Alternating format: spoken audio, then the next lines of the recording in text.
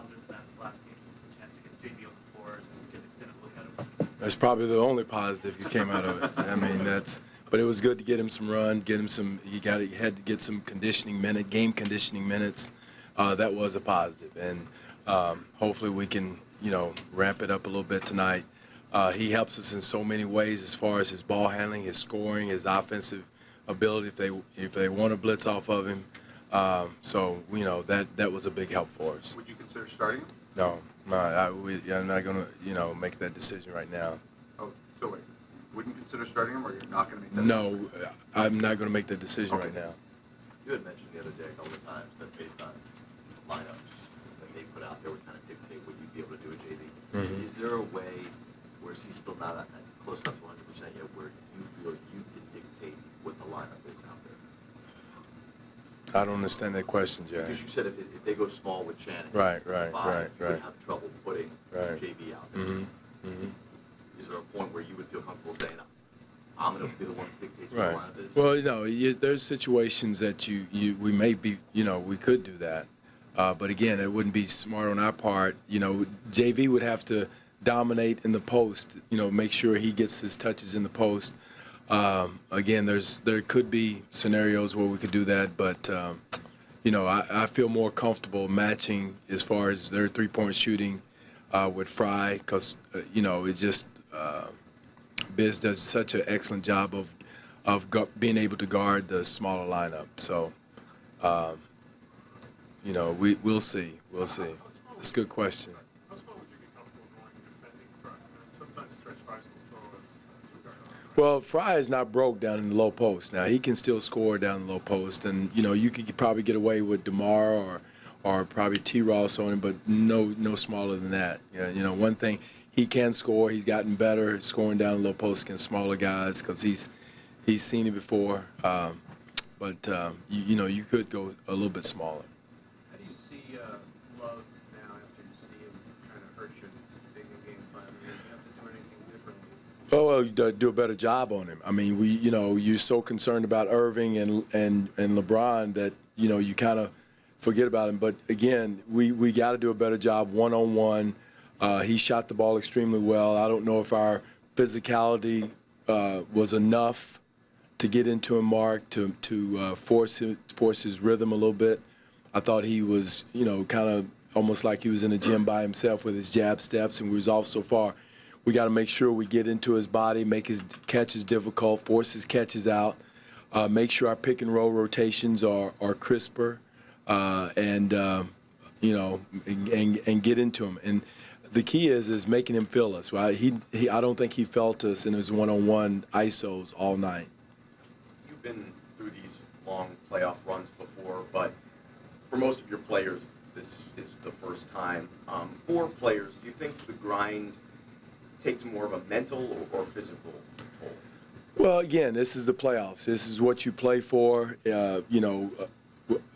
Fortunately and unfortunately, we've gone every other day. But we put that on ourselves by not taking care of business in the Miami series, so we can't complain about that. But, fatigue can't be a factor. Mental fatigue, physical fatigue can't be a factor.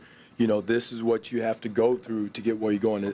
Hard things are hard. You got to go through this to get where you want to go, whether it's mental fatigue, physical fatigue. Everybody has nicks and bumps all over their body.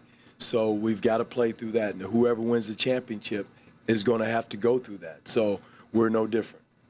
What have you learned about your team as you've gone through so many do-or-die games? Well, resiliency. Our guys have fought through things. Michael, it's one of those things that, when teams have counted us out, we've kind of bounced back. And that has been good to see and to feel from your players. And again, at the most important time of the season. And, that's been good to see. Everybody counted out Kyle. Everybody counted out DeMar numerous times throughout 3 different series. And they've always bounced back. So that's been good to see. You've learned that about your team. Next couple of years after this is all over with, our team will be able to build from this. This is a great step that nobody counted us to go through this year, to learn from, to draw from going forward. So when you mentioned that physicality and being into Mm-hmm. When you watch film with guys and talk to them, what's the reasons maybe why that physicality isn't there? Well, again, I don't know if they understand, where they are on the floor, what they're trying to do, what they're looking for, because, Love didn't do that in the previous couple of games. So they've got to get that feel and see where he is on the floor and understand how they've got to play him, how they got to get into him, how they can allow him to jab him off of him and not take up the airspace in that ISO situation. Again, he had a heck of a game. I mean, some of his shots were challenged. Some of them we can get closer and be more physical. We got to understand where the help is coming from if we decide to do that. So there's a lot of different things to do. Again, everything's easier hindsight. Everybody was killing Kevin Love 2 days ago or whatever it was ago. Oh, he's done. He's through. It's always easy to do that, to see, oh, you didn't cover Love. Well, guess what? Everybody else was killing him. So, again, we've got to be alert to him. Again, all their guys, even on our team, these guys are in this situation, the Final Four, for a reason. So to count any player out on either team is not very wise on our part and also the media's part. Dwane, JB obviously takes some pressure off those trap statements. When Biombo's on the floor, what can you guys do to take some of that pressure off of Kyle and DeMar? As far as double teaming, and Yeah. there's different things we can do. You want me to tell you? No, there's different things we can do. We got to do better. That's a good question, but I just can't give you the answer right now. But there's different things we got to do better. One is passing and catching. A couple of 3 or 4 times we had turnovers. We're just trying to go from A to B, and again, that we can do that better. But there's different people that can set the pick and rolls, different angles, different areas on the floor. A lot of different people handling the ball initially. So there's a lot of different things that we went through yesterday and today to try to alleviate that. Is there anything you can do to make LeBron James fatigue physically in a game like this? Well, you would hope he would wear down from running all over the place. I mean, you look up one time he's guarding Cal, next time he's guarding DeMar, next time he's guarding T. Ross, next time he's guarding DC, next time he's flying from this corner to run through the pick and roll over there. You would hope at some point he'd become human and get tired. So we're trying everything in the world to involve him defensively, to make sure he does that. But he's done I don't know if the guy's human or not to get fatigued.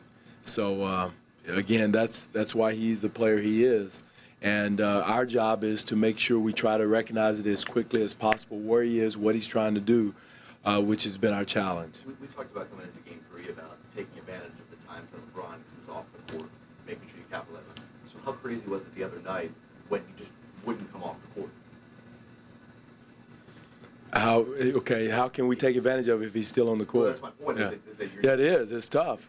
Tough, Jared. I mean, in the fact that, you want to run certain situations. For us, we want to rest certain players too when he's off the floor. So that's also both teams' challenges. We're trying to recognize when he's off the floor so we can get certain players in or certain players off to rest them. So it's been a chess match, and again, when he's not coming off the floor, it makes it even more difficult. But we were able to get it done a little bit, but makes it harder when he's playing 43, 44 minutes a game. Coach, last game you step a foot into the court and gave Kevin Love a clap and a hey. So do you want to just scare him to stop him by yourself? I'm having a hard time with questions today. You were defending from the sideline. Oh, from sideline? Okay. Well, as long as I stay on the sideline, it's legal. As long as I don't. Clap and all that? I've done that my entire career. I learned that from Coach Sloan and Jerry Sloan, and I've seen a lot of coaches do that. But again, it's just a natural reaction, being passionate, enthusiastic, on the sideline. I don't think it bothered the way Kevin Love played it. Did it bother him very, very much? It didn't bother him, did it? Did he make the shot? Yeah. Yeah. Thank you. All right, thanks.